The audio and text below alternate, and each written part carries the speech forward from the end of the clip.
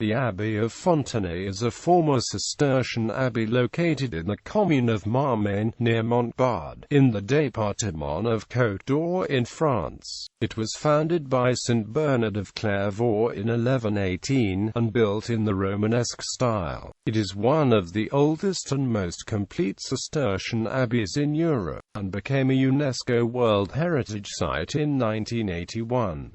Of the original complex comprising church, dormitory, cloister, chapter house, caldarium, refectory, dovecote and forge, all remain intact except the refectory and are well maintained. The Abbey of Fontenay, along with other Cistercian abbeys, forms a connecting link between Romanesque and Gothic architectures. History. Foundation of the order. In the late 11th century, during the heyday of the great church of Cluny III, although Cluny had numerous followers, St. Robert of Moulsma, the subsequent founder of Saint Abbey, led strong reaction against it. St. Robert thought that Cluny was against the actual rule of St. Benedict. To work is to pray. As a result, St. Robert, along with a group of monks who shared this belief, detached from Cluny. St. Robert established the Order of Cistercians in Cîteaux, France. The new order strictly observed the rule of St. Benedict. As part of this rule, monks had to be poor and live a simple life. In order not to be distracted from the religious life, Cistercians built self-sufficient monasteries in isolated areas and refused to use servants. Cistercian monasteries were independent. They differed from Cluny in that all houses were under the direct control of the abbot, and each Cistercian monastery needed to take care of its own. Each of them was most likely an independent individual society. Bernard of Clairvaux, an abbot and the primary builder of the Reformed Cistercian order, shared the same faith with St. Robert of Moulsma. However, Bernard felt that Cîteaux Abbey was not austere enough and did not completely reflect the rule of St. Benedict. Thus, in 1118 he founded the Abbey of Fontenay in a Burgundy valley with strictly implemented austerity. History of the abbey. The Cistercian monks moved to Fontenay Abbey in 1130. 9 years later, the Bishop of Norwich fled to Fontenay to escape persecution, and helped finance the construction of the church with his wealth. The church was consecrated in 1147 by Pope Eugene III. By 1200 the monastic complex was complete and able to serve as many as 300 monks. In 1259, the devout King Louis exempted the Abbey of Fontenay from all taxes, and being in the king's good graces, 10 years later the abbey became a royal abbey. In 1359, the Abbey of Fontenay was pillaged by the armies of King Edward III of England during the 100 Years' War. It suffered further damage during the Wars of Religion in late 16th century. In 1745, the refectory was destroyed. With the beginning of the French Revolution in 1789, all of the monks successively left the abbey due to dechristianization during the Revolution, and, in 1791, the site was turned into a paper mill, run by the Montgolfier brothers. In 1906, Edouard Reynard, an art-loving banker from Lyon, bought the abbey and commenced its restoration, which was complete by 1911.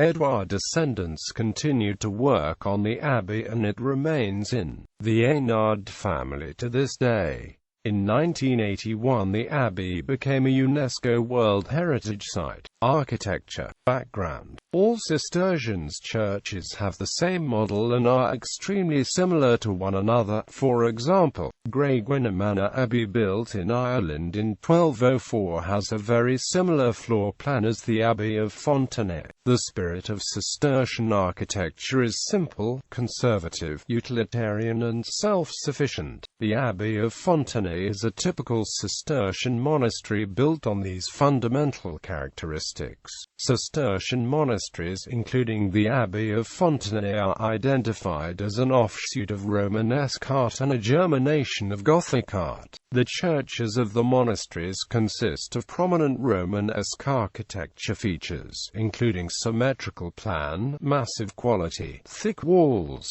sturdy piers, groin vaults, round arches and tall central nave. On the other hand, Gothic architectures evolving from Romanesque architectures was promoted by Cistercians and influenced by Cistercian monasteries. In medieval Europe, Cistercians' motivation of manual labor work became the main force of technological diffusion in many fields, including metallurgy. The massive use of metal along with metal skills in Gothic architectures is a main element of Gothic art. Furthermore, Gothic churches include features of Cistercian monasteries such as pointed arches. Therefore, Cistercian architectures are considered to be a bridge between Romanesque and Gothic architectures. Buildings. The abbey was primarily constructed using stones from local areas. The church of the abbey is of typical Cistercian architecture, built in the Romanesque style. It is in a Latin cross shape, with a nave 66 meters long and 8 meters wide, 2 side aisles, and a transept measuring 19 meters. In contrast to earlier churches, the church of the abbey has a flat and absent 2 rectangular chapels of each side of the transept. The cloister measures 36 by 38 meters.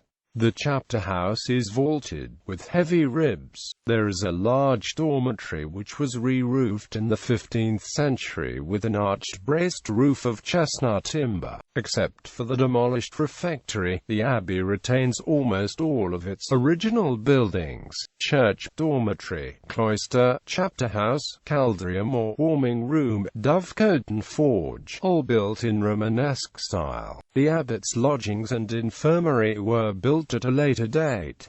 Today the abbey buildings are set in modern manicured parterres of lawn and gravel. In all of the original buildings, neither the exteriors nor interiors are decorated. Although Bernard of Clairvaux did not attempt to reject art or beauty, he was cautious of those manifestations of beauty which lead the eyes of the mind away from the imago Dei to the imagines mundi. Although there are no flowers in the capitals, no decorative motifs and no images anywhere, the abbey is still an outstanding artwork. The church and the cloister, the center of life for monks, were built in logically distributed spaces, in anticipation of the monastery's future expansion. Instead of creating an enclosed structure, the church and the cloister were created parallel or perpendicular to each other with open ends. In this way, during expansion the existing cloister and church would not be influenced. There is no bell tower in the abbey, because Bernard of Clairvaux felt this would take away from the austerity. As an alternative, small bells were attached into the wall beside the church door to call lay brothers to gather together. In the interior of the church, massive cruciform piers sustain high, large barrel vaults consisting of pointed arches and transverse pointed arches. Diaphragm pointed arches are also evident. The abundant use of pointed arches was chosen because the pointed arch channels the weight onto the bearing piers or columns at a steep angle, and will support a tall building for thousands of years. Bernard of Clairvaux, who restricted decorations, believed that only light should enter the church. For a long time it was also believed that perfect proportions can be achieved through music. Thus,